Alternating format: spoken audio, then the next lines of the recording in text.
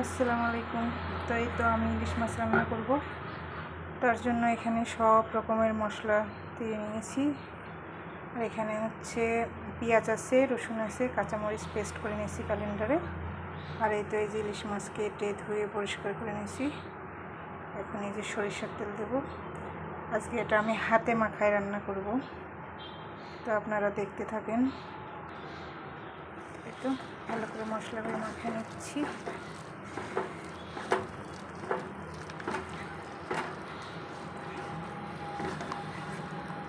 আর আমার ইলিশ ডিমওয়ালা ইলিশ, তাই হালকা হাতে মাখাচ্ছি। ছোটো একটা টিপস আপনাদের সাথে শেয়ার করলাম, আশা করি ভালো লাগবে।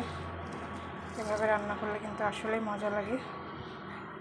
এখানে যে অবশিষ্ট পানিটুকু দিয়ে হালকা ভাপে রান্না করব। তো এই তো, ভালো থাকবেন, সুস্থ থাকবেন।